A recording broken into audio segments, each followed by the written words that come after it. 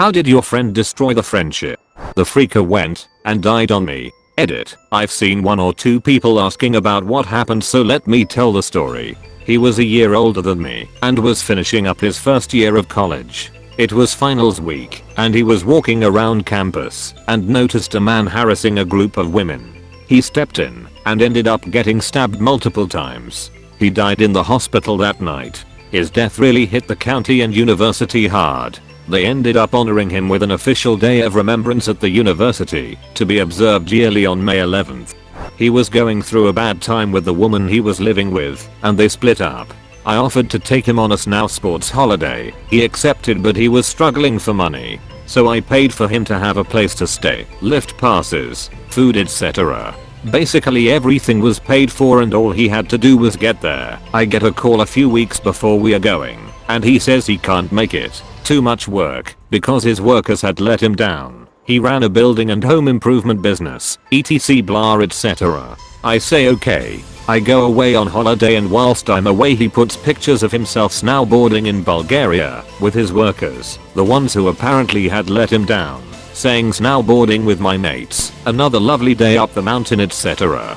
He'd rather go with his workers than the person who met him at 12 years old, who protected him at school and beyond, who lent him money, who was his best man at his wedding, who picked up his stuff when they divorced, who knew him for over 3 decades, etc etc. That was the moment I stopped caring for him and refused to speak to him since. On her 21st birthday I went out with her. Me and one other were the only people who showed up. She was my best friend for 8 years. She rented the duplex next to me when we moved to a new city together. I got too drunk during the bar crawl. I went to the bathroom to throw up. I come back to the bar and she's gone. The 2 guys she was speaking to were gone as well. She took my jacket which had my house keys and my wallet. Hailed down a cab. Promised the driver I'll pay him when I get my wallet at home. Get home. She's refusing to answer the door. Won't answer her phone. I call this guy I just started seeing and give an explanation. He offers to have the cab driver take me their $40 cab fare that he paid, and I had work in 5 hours. He drives me home in the morning and my friend pretends like nothing happened. I realized then our entire friendship was always revolved around her, and I couldn't remember a time she was there for me, but always me being there for her. But since then I've never had a friend to talk to every day, like I did with her. My life is much more lonely. It's weird. Constantly trying to bang any of my girlfriends I brought around him. He always blamed the booze. I blamed his lack of integrity. Huge scars were left on our friendship and we rarely see each other these days. Good friend and I work at the same place. I buy the business, now friend works for me. Friend falls hard for co-worker. She rebuffs him. He starts stalking her and threatens to commit suicide. Hot mess, have to let him go. He turned all our female friends against me at university because she liked our mutual male friend and she thought he liked me instead of her. He wasn't into her, but it wasn't because he liked me, it was because he was gay. So I lost most of my friends at university in the last year because my moron of a BFF couldn't figure out our other good friend was gay. He literally would say how didn't like the idea of sex with women and told us how he often sleeps in the same bed with other men. Decided he was too good for the rest of us and only gave us the time of day when he needed something. Unfortunately, because dude is exceptionally charismatic, half of the group sided with him when the other half basically told him to screw off. So, he actually destroyed multiple friendships and still uses the half that stuck with him. Really sad to see, actually. My best mate in high school. Top bloke, shirt off yaback kinda fella. We experienced everything together, all the pre and post pubescent stuff. First fuck around with illegal stuff, drugs, drinks, you name it. At the time both of us were heavily involved in trafficking, weed through our respective schools, and due to my size I was a debt collector of sorts for kids who had stiffed the local dealers. Then through an unfortunate series of events, I cleaned myself up and dropped anything that wasn't legal. Doubt though, he was having too much fun doing his thing. We still caught up as often, but this time I was just on the piss, not shooting gear or smoking dope. He would always ask, I would always decline. This pissed Doug off to the point he cut contact with me one day, really abruptly. Didn't feel the need to pursue a reason. Fast forward about 10 years, me ma rings me, tells me that Doug had rocked up at my folks asking to catch up and bury the hatchet as he was clean. So she gave him me address and he was coming over. The missus didn't know about Doug and was fast asleep anyway, so I just left the door open a crack so I could hear his car pull up. Had a real bad feel in it though, to the point where I grabbed the pacifier, a length of thick regime I'd fashioned into a cudgel from my high school woodwork days that I usually keep near the door, and slid it hidden from sight near the couch. Still don't know why. Moments later, hear a car pull up. I go outside to meet him and could immediately tell something was up. Firstly, Doug was fucking flying, pupils like 5-cent pieces. So much for being clean. Second, instead of his crappy Holden we used to bomb around Broadien, he was driving some old Volvo. Now I know his family was the same as mine, pretty much boggin, welfare, and he had Holden lovers, so it struck as odd as hell. We used to nick a few cars for insurance jobs back in the day too. Damn, I haven't thought about that in years. Anyway, after an awkward handshake, I motion him around the back to the shed, basically my man cave. Hit the lights, grab a beer and toss one over to him. Fuck me, he had a rough time. Thin as a whip now, couple of dodgy neck and facial tats. He was pretty fidgety, I guess from the gear he was obviously on. He was rambling about his stint inside, not surprising, how his family had all moved back up north, and how he was clean now. I stopped him there and called him out. Basically said bullshit, can't remember exactly what I said. He insisted it was from cold medicine or something. PFFT. The whole time he was looking around the shed, but only at certain things. Expensive things. Power tools. Gym kit. My gun safe in particular. I didn't like where this was going, so told him we can catch up later on the week or something. I gotta go to bed. He was cool with that, smiled, patted me on the back, and jumped back in his car after I walked him out. I stick me head into say see yap, check the ignition. Of course there was no key. Couple of days later, I note the gun safe had pry marks on the paint. Now this fucker is locked up good solid steel, anchored to the concrete. It ain't opening unless I open it. Aussie law is pretty hardcore with that shit. Call up the cops, tell them what's happened. They come around and have a squiz. I'll let them know I'm pretty sure I know who tried to open it.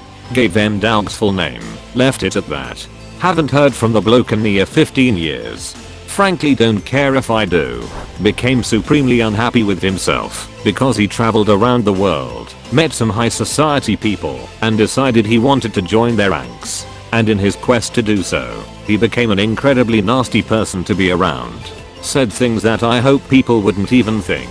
So eventually he started thinking he would try to find ways in which he was better than me and try to exploit them. For example, at the time he had more money and I was just out of college working a low-paying job, so he'd constantly berate me for accepting such a job, saying things like I wouldn't even get out of bed for less than 100k a year. And then he'd talk about starting his business and how he wanted to find in-debt college students to work for him so he could financially fuck them over and purposely treat them like shit so they couldn't afford to quit. He was given a few bucks by his parents and it went to his head. Eventually he got this class thing in his head where he'd treat people with less money like him like shit and would justify it by saying they were poor and so it didn't matter. I brought him to a friend's house. She was having a BBQ. And he tried to hit on some girls, and once they shot down his advancements, he would act belligerent to all of them, until I had to take him home. My friend took me aside, and said very seriously, never bring him over again. I felt horrible. He spiraled into this whole thing of treating everybody like shit, and justifying it by saying they were poor, or in debt, so it was okay and only wealthy people deserve respect. And of course since I was not wealthy, I was in that camp too. It started to very rapidly get into psychopath territory. I tried to steer the friendship into the right direction when he turned the attention on me and basically berated me for my shitty job, but didn't have the guts to do it directly, just in a roundabout way, perhaps thinking I wouldn't be smart enough to notice. I literally got up, walked to my car and left, and as I was turning on the ignition, I decided the friendship was over. That was a few years ago, and I feel much freer now. Though I regret sticking by him and trying to help for so long. She just stopped stopped replying to texts, stopped returning calls. I was worried for a while, thinking something bad happened to her. Then I noticed she had blocked me on Facebook. We had been close friends for almost 10 years. There were no signs, no argument, no conflict. Everything was just as it had been for years. Then one day she was suddenly gone from my life. It's been 3 years now, and I still have no clue why. I respect her choice, but I really wish I could have some explanation, some kind of closure. Edit. Thank you for the many insightful comments, kind internet strangers. It took a while to read them, but it made me realize how much this has actually affected me, and how much I've been trying to pretend that it hasn't. I still miss her.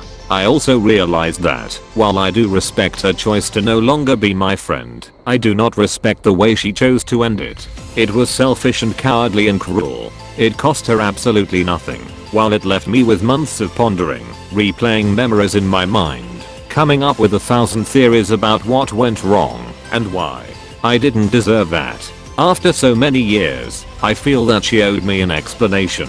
Some minimum of effort, even if the explanation was sorry, but I don't have the energy to explain. That said, something that really made me think was that many of you did get closure eventually, but were disappointed how ridiculous, insignificant or petty the reason was, and knowing actually made you feel worse. That really helped me, because I had never thought about it like that.